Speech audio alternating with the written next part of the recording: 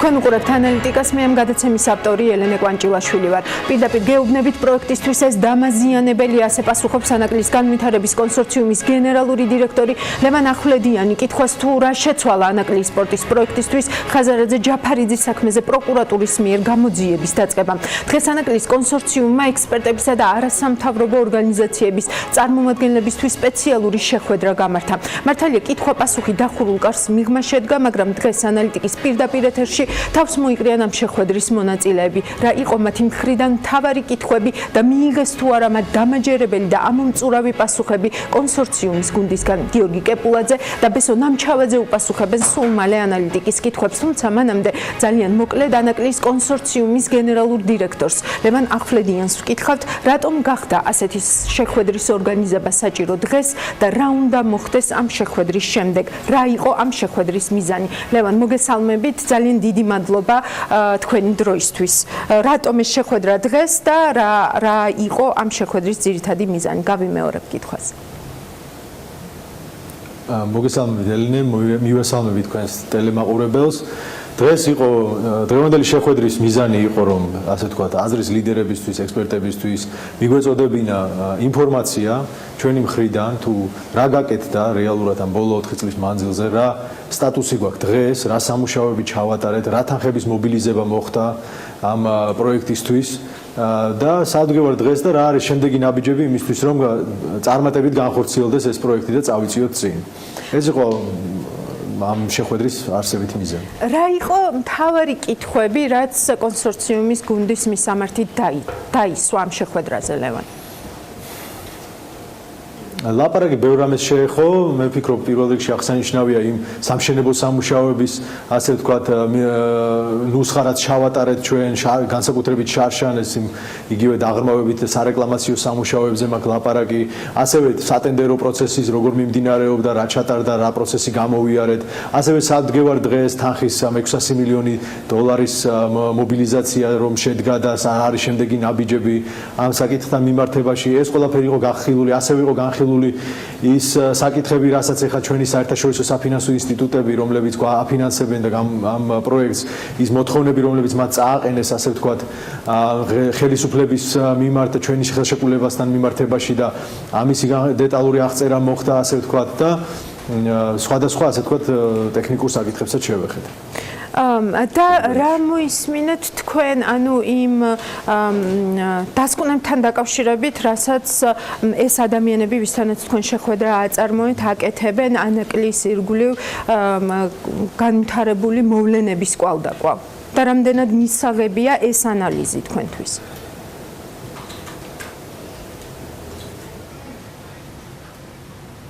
მე ვფიქრობ, რომ ტექნიკური ხარვეზი გვაქვს, ჩვენ ოდნავ მოგვიანებით საუბრის განმავლობაში დავუბრუნდებით ლევან ახვლედიანს, მანამდე ესე ვთქვათ, ჩვენი სტუმრები არიან უკვე ბესო ნამჩავაძე და გიორგი კეპულაძე, ისინი შემომიერთდნენ სტუდიაში. ვიტყვი, რომ ჩვენი საინფორმაციო სააგენტოს ვებგვერდზე BMG ცოტა ხნის წინ დაიდო ინფორმაცია, რომლის მიხედვითაც ანაკლის ღრმაწყლოვან პორტთან მისასვლელი საავტომობილო გზისა და რკინიგზის საპროექტო დოკუმენტაციის მოსამზადებლად წინადადებების მიღება დასრულდა. ინტერესთა გამოხატვის პირველ ეტაპზე საპროექტო დოკუმენტაციის მოსამზადებლად დაინტერესება სულ 4 კომპანიამ გამოხატა და შესაბამისი ტექნიკური და ფინანსური წინადადება წარმოადგინა. მონაწილეებს შორის ერთი ქართული კომპანიებისგან შემდგარი ამხანაგობა, ასევე წინადადებები წარმოადგინეს ესპანურმა, ხორვატიულმა და ავსტრალიურმა კომპანიებმა. პროცედურის პირველ ეტაპზე შეფასდება ტექნიკური წინადადებები, რომლის წონა განისაზღვრება 80%-ით, ხოლო მეორე ეტაპზე შეფასდება უკვე ფინანსური წინადადებები, რომელთა წონა 20%-ია. შესყიდვის სავარაუდო ღირებულება 9,007,972 ლარს შეადგენს. კომპანიასთან, რომელიც კონკურსში საუკეთესო წინადადებას წარმოადგენს, საავტომობილო გზების დეპარტამენტი ხელშეკრულების გაფორმებას მარტის ბოლომდე გეგმავს.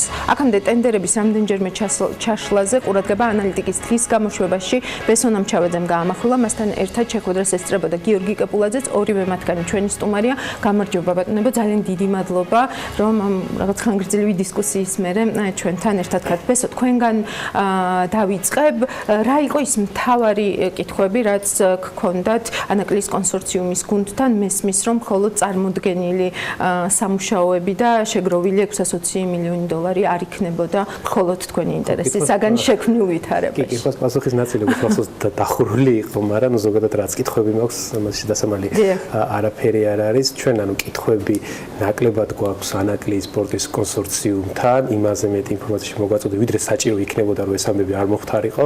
ჩვენ კითხვები გვაქვს ხელისუფლებასთან, მაგრამ მათთან ამ კითხვების დასმის საშუალებაც არ გვაქვს, ან თუ გვაქვს ესეთ კითხვის დასმის, ვიღებ რაღაც სტანდარტულ მესიჯ 10 კაცს რო კითხვა 10 მინუტს 10-ზე ზუსტად ერთ და იგივე წინადადებას გეტყვით, რომ მივესალმებით ამ პროექტის რაღაც აშენებას და რაღაც ბლა იმის იქ და პრობლემაზე არ დაგელაპარაკებია, ხო?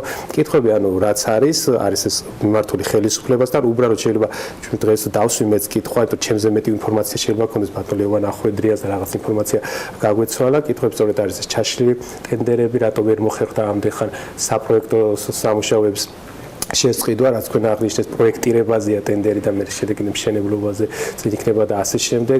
კითხვები არის ის ორკესტრირებული შეტევა, რაც TBC ბანკიდან დაიწყო და ფაქტობრივად TBC ურდიულად გამოვიდა რაღაც ამ პროცესიდან, ეხლა გადაინაცვლა აქცენტმა თავიდანვე ციყურე კიდევ უფრო ანაკლიის სპორტზე და ასე კითხვები არის, ეხლა მიმდინარეობს დონორ ბანკებსა და მთავრობას შორის შეთანხმება რაღაც პუნქტებზე, რომელიც უნდა შეასრულოს მთავრობა, რაღაც ვალდებულებები იყოს, გარანტიები აიღოს, იქაც შეჭრეს ეს უშუალოდ არ ყოფილა საუბარი, მაგრამ განცდა დამჩა ისეთი, რომ საკმაოდ კარგად არ მიდის მოკლედ ეს მოლაპარაკებები, ეს ახალ მნიშვნელოვან 8 პუნქტზე. ან განცდა დაგვრჩათ, რომ თქვენი ინფორმირება დღეს მათ შორის საჭიროა იმისთვისაც, რაც შეიძლება მოხდეს მომავალში, იმისთვის რომ თქვენ კონსორციუმის მხრიდანაც აი დახურულ კარს მიღმა მაქსიმალურად ღია ინფორმაცია. კი ბატონო, კონსორციუმის სიტუაციას მესმით, ერთხელ შეუძლებელია ეს პროექტი განხორციელდეს მთავრობის და სახელმწიფოს ჩართულობის გარეშე, ხო ვინც არ უნდა იყოს მთავრობაში, რომ ხელისუფლებაც არ უნდა იყოს, ყველა გზას ვერ გადაიჭიან, უშუალოდ დაპირისპირებაში ლანძღვაგინებას ის ვერ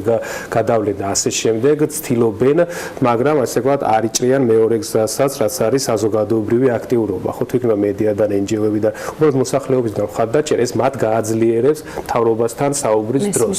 ბესომ გიორგი შემახსენა, რომ დახურული იყო შეხვედრა და მეც ვითვალისწინებ, ესე ვთქვათ, ამ მოცემულობას, მაგრამ მაინც კითხავთ, გარკვეული წინასწარი ინფორმაციებით და ესე ვთქვათ, რაღაც ცნობებით იყავით, ხო, იქ მისულ შეიძლება გარკვეული წინასწარი განწყობებით და წინასწარი ანალიზით, რომელიც აქამდე გაქვთ ჩატარებული. გამყარდა თუ არა ის ეჭვები, რაც თქვენ გქონდათ, რატომ შეიძლება რომ ესეთი პრობლემური იყოს კონკრეტულად ანაკლიასთან, ანაკლიის ირგვლივ განვითარებული მოვლენები, თუ მიიგეთ რაიმე დამატებითი ახალი ინფორმაცია, რომელმაც შეიძლება შემოაბრუნა ეს თქვენი ანალიზი.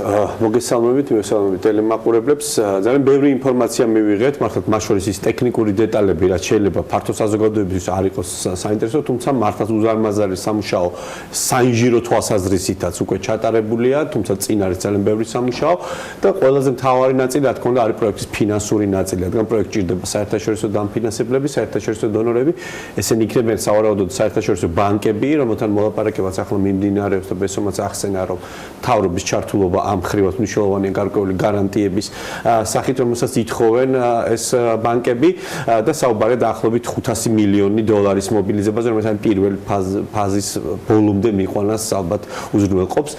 ძალიან მნიშვნელოვანი იყო ის, რომ საჯაროობა გადაწყვიტეს თავად კონსორციუმის ხელმძღვანელებმა, ის რომ მედიისთვის, თქვა საზოგადოებისთვის გაეცნოთ იმ კითხვებზე პასუხი, რაც ყველას გვაქვს და პირველი კითხვიდან თითქმის ბოლომდე ძირითადი კითხვები ეხებოდა სწორედ იმას, თუ როგორ ხედავენ ისინი პროექტის გააგრძელების პერსპექტივას და ხომ არ ხედავენ საფრთხეს, რომ პროექტს მართლაც დაემუქროს ჩაშლის საფრთხე.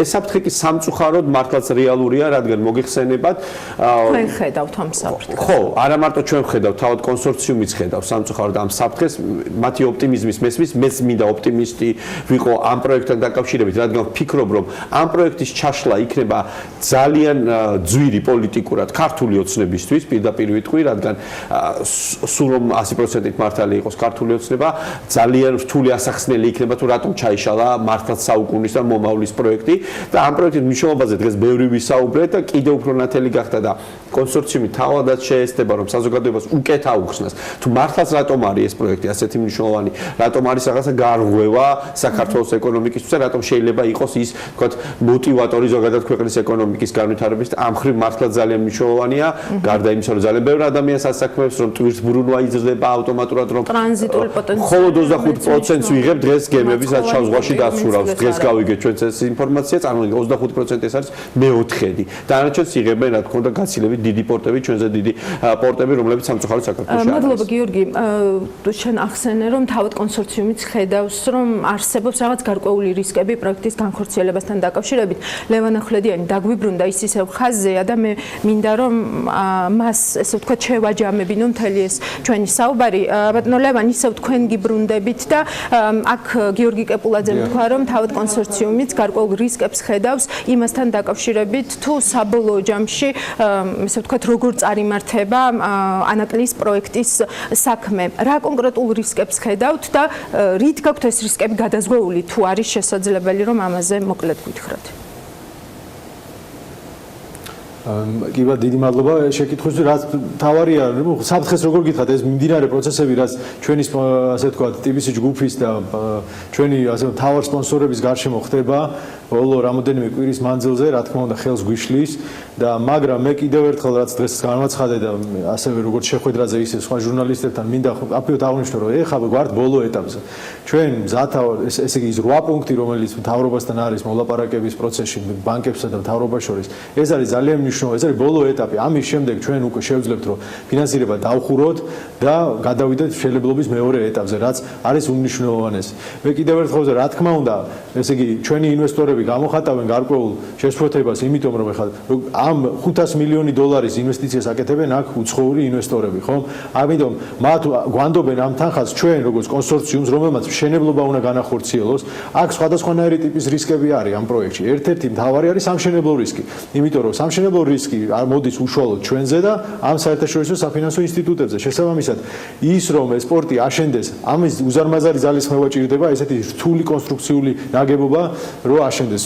ეს ერთი, აქედან გამომდინარე, ეს ნდობა უნდა დამყარებულია, ასე თქვა, ჩვენს მიმართ და ასევე მთავრობის მიმართ, იმიტომ რომ სასახაა რომ ესეთი პროექტები მთავრობასა და კერძო სექტორს შორის თანამშრომლობის გარეშე არ ხერხდება. ჩვენ ჭირდება მთავრობა და მთავრობის კეთილგანწყობა და დადებითი დამოკიდებულება ამ პროექტის მიმართ, რომ წარმატებით განახორციელოთ ეს პროექტი. ამაზეა საუბარი. შესაბამისად, კიდევ ერთხელ მე ვისურვებდი იმას, რომ ეს ასე თქვა დაპირისპირება თუ შეიძლება ამას დავარქვათ, მორჩეს, დამთავრდეს, გადავიდეთ უფრო საქმიან რეჟიმში და მოვახერხოთ კომპრომისის მიღწევა ამ 8 პუნქტთან დაკავშირებით, რომ დავხუროთ ფინანსირება უახლოეს დროში და დაუბრუნდეთ იმ მშენებლობას, ასე თქვა, იმ პროცესებს, რაც უშუალოდ ამ პროექტის წარმატებით განხორციელებას ესაჭიროება. დავაზუსტებ მაინც ბატონო ლევან, ეს სურვილია თუ თქვენ ხედავთ ამის მზაობას რეალურად ხელისუფლების მხრიდან დღეს? ჯერჯერობით ესე ვთქვათ, მოდით ესე ვთქვათ, ბანკებთან მიმართებაში ეხლა გაიმართება კიდევ ერთი შეხვედრა, რომელზეც განვიხილავთ ამ 8 პუნქტს და კიდევ პირველი შეხვედრა ძალიან კონსტრუქციული იყო.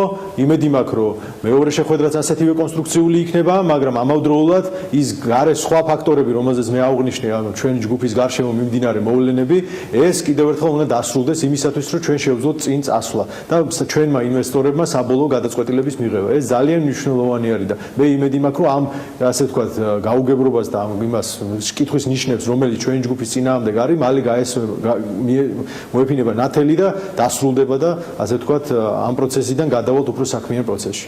ძალიან დიდი მადლობა ბატონო ლევან, რომ ამ შეხვედრის შემდეგ მაინც მოიცალეთ ანალიტიკის მაყურებლისთვის. ლევან ახვლედიანი საუბრობდა ანალიტიკის პირდაპირ ეთერში. მე დავუბრუნდები ბესოს და გიორგის და მივცემ მათ თითო წუთს, რომ ესე ვთქვათ შეაჯამონ რა მდგომარეობაში ვართ დღეს ანაკლის პროექტთან დაკავშირებით. კიდევ ერთხელ მოკლედ ვთქვათ ამ პროექტის მნიშვნელობა და როგორ ფიქრობთ, რამდენად მნიშვნელოვანია რომ კერძო საჯარო პარტნიორობაში საჯარო მხარეც ესე ვთქვათ იყოს გამართული. ანუ იმის ეხლა მტკიცება უბრალოდ დროს დავკარგავ ერთი წუთი, მაგრამ რამდენად მნიშვნელოვანია ქვეყნისთვის ეკონომიკურად, სამუშაო ადგილები, გეოპოლიტიკურად და ასე შემდეგ არ არის. თუ მთავრობაზე რაღაცის გამო უნდა შეჯნელდეს, შეჩერდეს, საერთოდ აღარ აშენდეს ეს პორტი, ამასაც არ ამბობს, ხო? ამას არა პორტი უნდა აშენდეს, მაგრამ რეალურად მე ქმედებებით ხელს უშლის რაღაც ბოლო თვეებია ამის და ამის არგუმენტი ხომ მაინც უნდა ვიცოდე და ამაზე თუ მართლა ამ შემთხვევის შემდეგ კიდევ უფრო მეტ საუბრობს. კი ბატონო, ერთი არის, რასაც ასევე ვერ გამორიცხავს, ამბობს, რომ რუსეთს გააღიზიანებს, ეს ახლა ჭორის დონეზე რო გამოვიდა, ხო, არ უნდა. თუმცა რუსეთი, ხო, ამას როგორ შეიძლება მალავდა, ამას როგორ შეიძლება საერთო ორგანიზაცია ელჩებს და რა ვიცი, ყველას არ უყვებოდა თუ ჩვენ რუსეთი გვაშინებს, რომ ჩვენ ქვეყნის ტერიტორიაზე ჩვენი ქვეყნისთვის კარგი რაღაცა ავაშენოთ, ხო? ამას როგორ შეიძლება საჯაროდ არ საუბრობდეთ, ხო? ბევრი გაუგებრობა თუ რა ვიცი, ხო, პიროვნულად რაღაციმდენად დაუპირისპირდნენ ხაზარაძეს, ჯაფარიძეს, რომ ამას შეიძლება გადავაყოლოთ ბანკით, სპორტით, რა ვიცი, მიუღებელია, ხო, ეს ნებისმიერი ადამიანისთვის, ხო, ეს არის სწორედ ჩიხი, რომ აი რაღაც შეიძლება ბოლომდე ჩემთვის გაუგება არ მიზნებს, შეიძლება შეეციროს ქვეყნისთვის ძალიან სტრატეგიული პროექტი. მადლობა ბესო, ჩიხში. ხო, პრობლემა არსებობს, რისკები რა თქმა უნდა არსებობს. მე იმეც ვიტოვებ, რომ ერთ-ერთი მნიშვნელოვანი შემაფარხებელი ფაქტორი რაც არის, თქვა, პროკურატურაში აღძრული საქმე, რომელსაც ჯერ არც ეჭვმიტანილი ყავს და არც დაზარალებული, მალე დაიხურება და ეს არ დარჩება რაღაც საჯილდაო კვადრო, აი თქვენზე საქმე აღძრული, არარსებული რაღაც გამოგონილი ბრალდები და ასე შემდეგ და ასე შემდეგ. და დამოკლეს מחველივით არ იქნება ჩამოკიდებული ამ ბოლო ეტაპზე, რაზეც ლევანი საუბრობდა. ძალიან რთული ახლა ინვესტორს რაღაცა მოთხოვო თანხის ჩადება ბიზნესში, რომლის ხელმძღვანელებიც რაღაცა ეჭვმიტანილები არ არიან, მაგრამ რაღაცა ამ საქმესთან კავშირში არიან თითქოს. ძალიან რთულია შესაბამისად. ამას ყველა ძალიან კარგად ხვდება და მე ვფიქრობ, რომ ძალიან კარგად ხვდებიან ამ პროექტის მნიშვნელობასაც და თუ ეს პროექტი ამ ეტაპზე გაჩერდება, მე ვფიქრობ, რომ ეს გაჩერება იქნება ძალიან დიდხნიანი და მრავალწლიანი. შესაბამისად, მე ვფიქრობ, რომ ჩვენ ქვეყანას არ აქვს ფუფუნება, რომ ასეთი სტრატეგიული პროექტები გააჩეროს და გადააყოლოს რაღაცა პიროვნულ დაპირისპირებებს. მეც გეთანხმებით, ძალიან დიდი მადლობა, რომ იყავით ჩვენთან ერთად და სწრაფად და მაყურებლისთვის გასაგებ ენაზე ისაუბრეთ ამ ძალიან მნიშვნელოვან საქმეზე. მადლობა ბესოს და გიორგის, რომ მათ შორის შეგვახედეს ანაკლის კონსორციუმის გუნდთან დღევანდელი დახურული შეხვედრის სამზარეულოში. ჩვენ ერთმანეთს გვიან საღამოს შევხვდებით უკვე ძალიან საინტერესო თემები და ანალიზით. მადლობა, რომ ჩვენ გვირჩევთ დროებით.